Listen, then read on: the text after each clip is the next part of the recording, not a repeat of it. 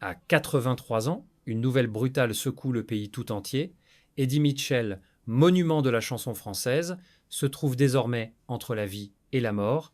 Ce nom, qui résonne comme une évidence dans le cœur de plusieurs générations, se retrouve associé à une fragilité insoupçonnée. La France, d'ordinaire habituée à l'entendre derrière un micro ou à le voir trôner avec son élégance de rocker intemporel, le découvre soudain diminué, vulnérable, presque méconnaissable. Ce choc ne vient pas seulement des rumeurs ou des spéculations médiatiques, il prend racine dans les mots d'un fils, prononcés avec une sincérité glaçante. Pour la première fois, il a osé briser le silence. Sa voix, brisée par l'émotion, dévoile ce que beaucoup redoutaient depuis longtemps, sans jamais oser l'exprimer.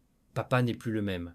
Cette confession intime, transformée en cri public, résonne comme un coup de tonnerre dans l'opinion. À travers les rues, les salons et les réseaux sociaux, le pays entier réagit dans un même élan d'effroi et de compassion.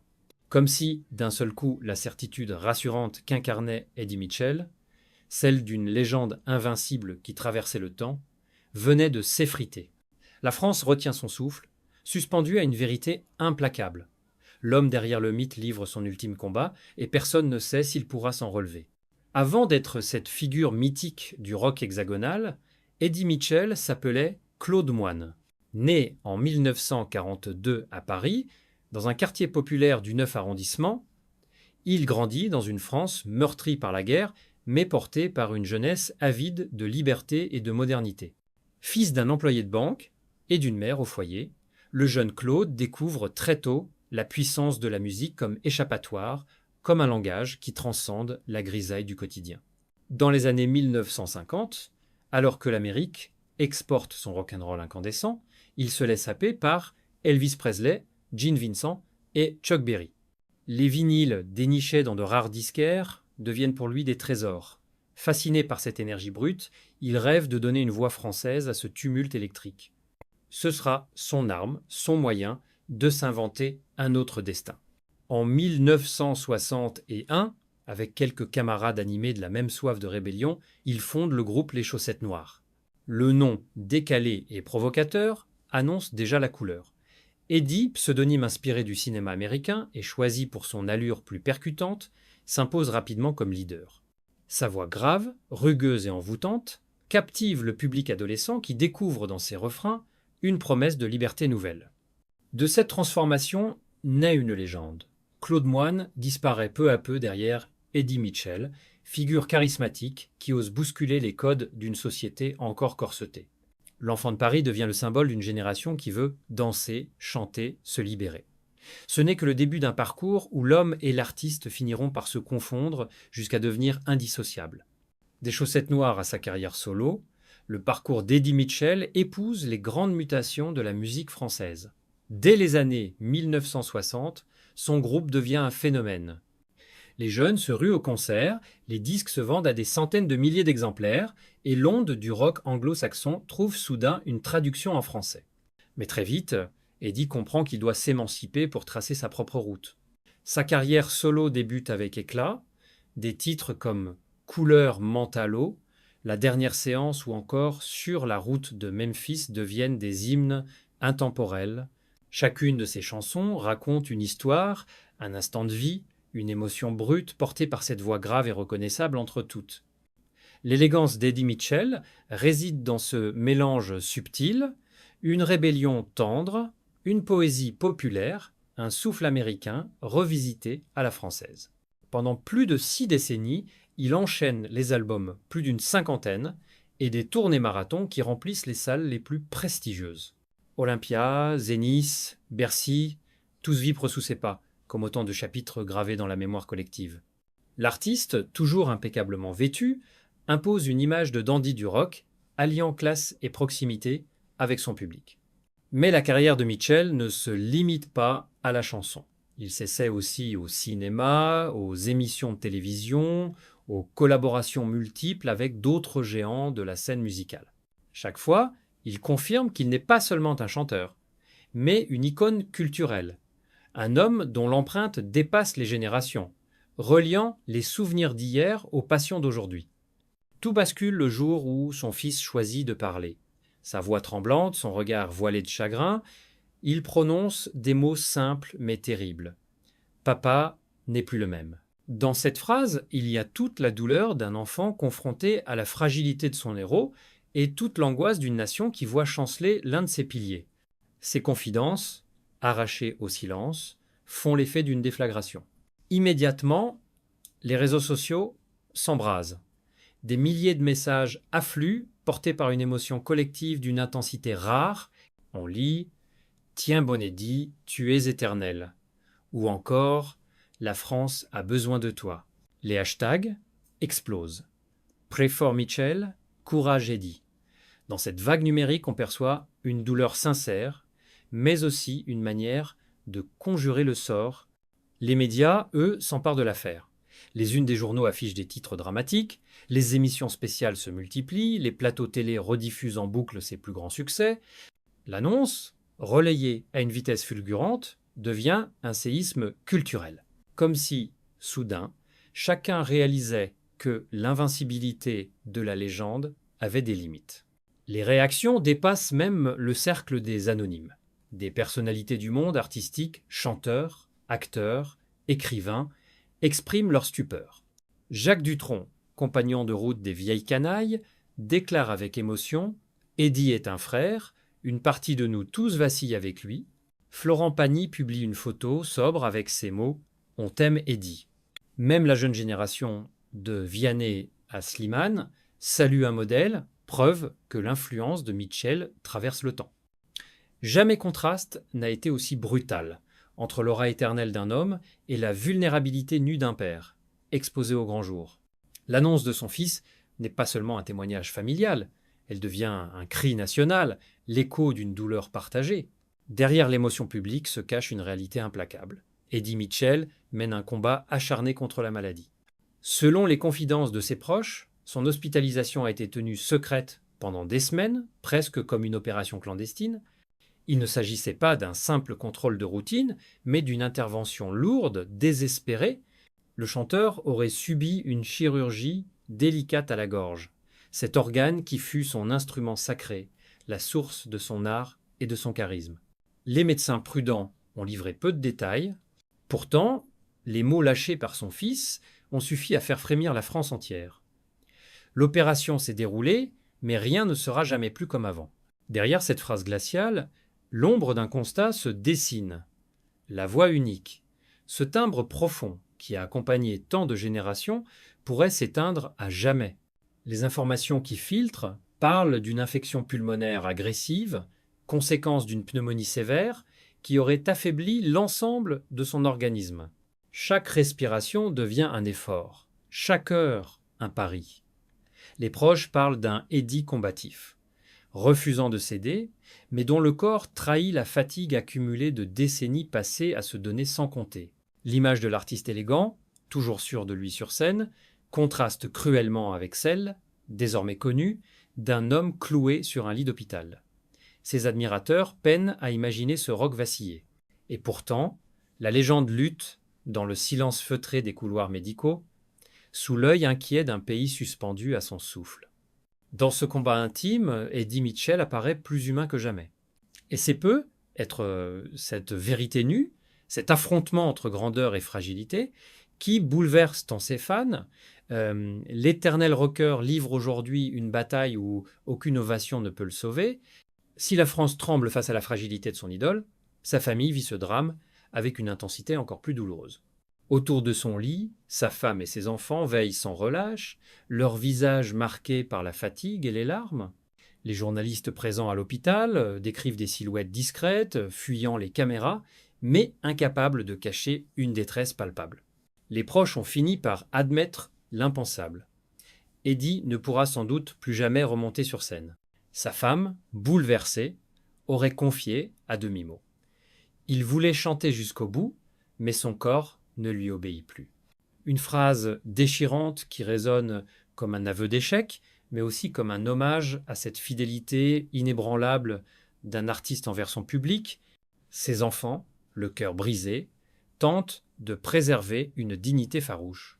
Nous ne voulons pas de compassion, seulement du respect pour son combat, a déclaré son fils, insistant sur la nécessité de garder à distance la curiosité intrusive.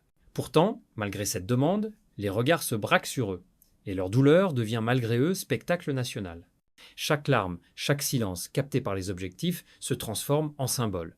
Les fans y voient l'écho de leur propre peine, les médias y lisent une tragédie collective, mais derrière cette exposition, il y a une famille qui lutte pour protéger l'homme derrière la légende, pour garder vivante une intimité menacée par l'ouragan médiatique. La scène la plus poignante demeure celle de cette chambre d'hôpital, où l'on dit qu'Eddie, parfois conscient, serre encore la main de ses proches, comme pour leur dire qu'il résiste. Dans ce combat partagé, la douleur familiale se mêle à la douleur d'un pays, scellant un lien indestructible entre l'artiste, les siens et la foule qu'il a toujours aimé. Depuis les révélations du fils, chaque nouvelle concernant Eddie Mitchell est attendue comme une annonce d'État. Dans les rédactions, journalistes et chroniqueurs guettent la moindre rumeur, prêts à interrompre leur programme pour relayer la moindre information venue de l'hôpital. Dans les foyers, les conversations s'enflamment. Eddie va-t-il s'en sortir ? Devient une question obsédante, répétée comme une prière. Sur les réseaux sociaux, l'émotion prend des allures de raz-de-marée. Des milliers de fans publient des extraits de concerts mythiques, des photos dédicacées, des souvenirs personnels. Le hashtag Courage Eddie grimpe en tête des tendances mondiales. Devant l'hôpital, anonymes et admirateurs déposent des fleurs, des vinyles, parfois des bougies. Le trottoir se transforme en lieu de recueillement, où les refrains de la dernière séance ou de Sur la route de Memphis sont chantés en chœur, souvent les larmes aux yeux. Les réactions dépassent largement la sphère des fans. Le ministre de la Culture déclare « Eddie Mitchell est un trésor national. Nous lui devons un respect infini. » Des maires annoncent qu'ils rebaptiseront des salles de concert ou des places publiques à son nom. Ces gestes officiels témoignent de l'ampleur symbolique du drame, comme si la nation tout entière voulait déjà préparer l'hommage. Pourtant, dans ce déferlement demeure une atmosphère lourde, presque irréelle. Le contraste entre l'image d'un Eddie éternel et celle, aujourd'hui, d'un homme fragile, glace l'opinion. La France vit au rythme de ses respirations, comme suspendue à un fil invisible. L'attente devient insupportable, et chacun, à sa manière, se prépare à l'inéluctable tout en espérant un miracle. Jamais, depuis la disparition de Johnny Hallyday, le pays n'avait connu une telle communion dans l'angoisse et le chagrin.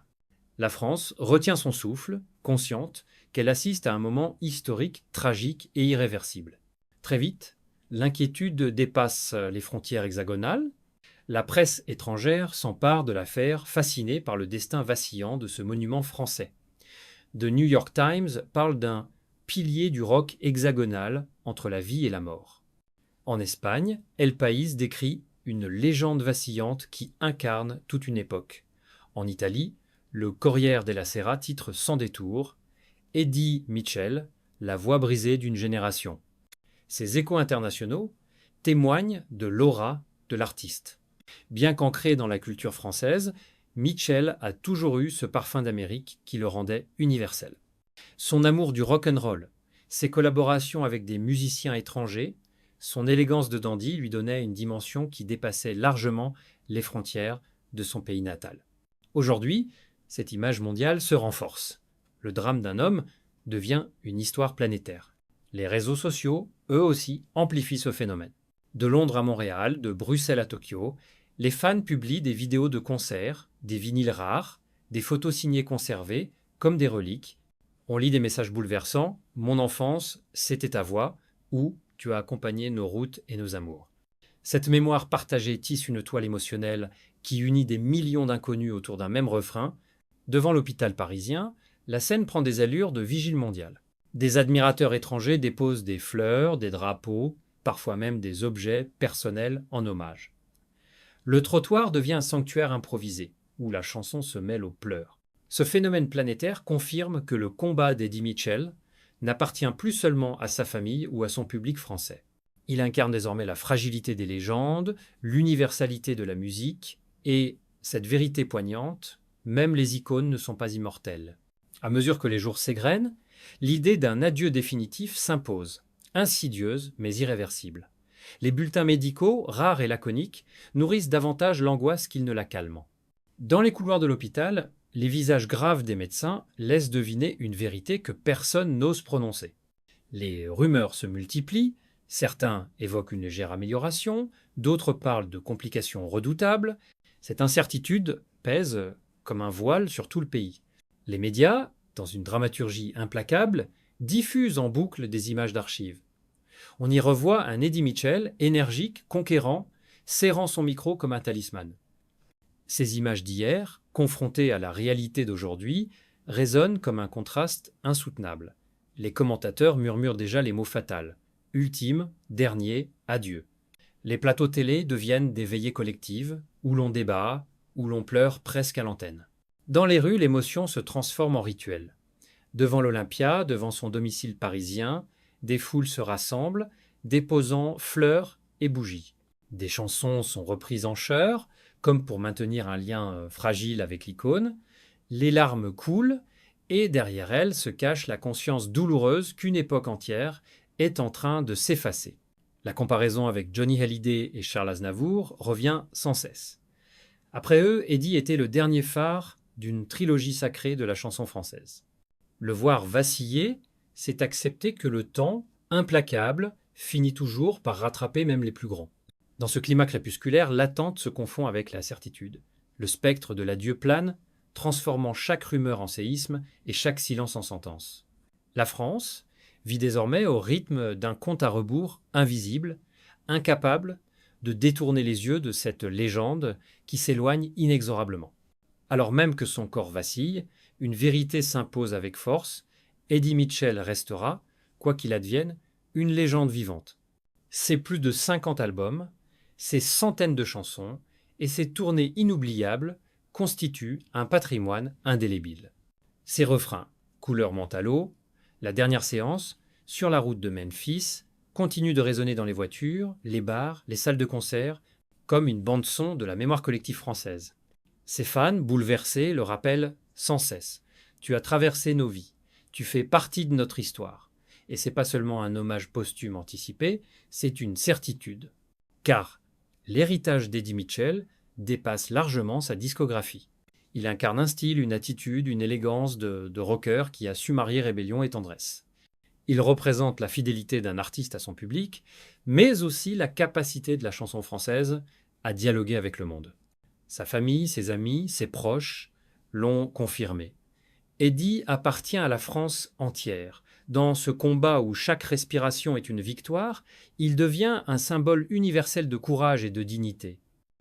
Sa fragilité actuelle ne fait que renforcer la force de son œuvre. Qu'il chante encore, ou que le silence s'impose, Eddie Mitchell restera pour toujours cette voix grave qui a accompagné des millions de vies. L'homme s'efface peu à peu, mais la légende demeure éternelle.